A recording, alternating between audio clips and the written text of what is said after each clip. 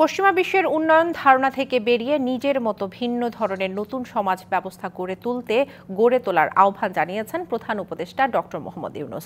সুইজারল্যান্ডে world economic ফোরামের অনুষ্ঠানে অংশ নিয়ে আহ্বান জানান তিনি মনে করেন বাংলাদেশ আসিয়ানের অংশ হওয়া উচিত।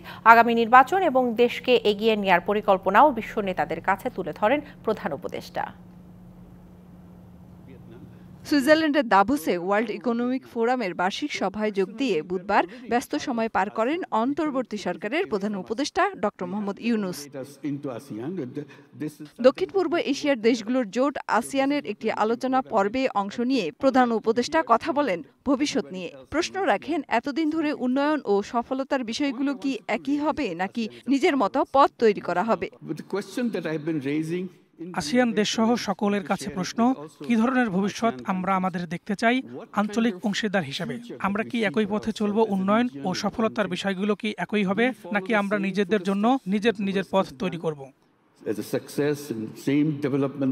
প্রধান উপদেষ্টা বলেন, এতদিন পশ্চিমা বিশ্ব থেকে উন্নয়ন ও চিন্তা ধার নিয়ে চললেও এখন দরকার নতুন করে ভাবনা বা পরিকল্পনা করার। জোর দেন অর্থায়ন ব্যবস্থা সবার কাছে সহজলভ্য করতে ব্যাংকিং ব্যবস্থা নতুন করে গড়ে তোলার উপর।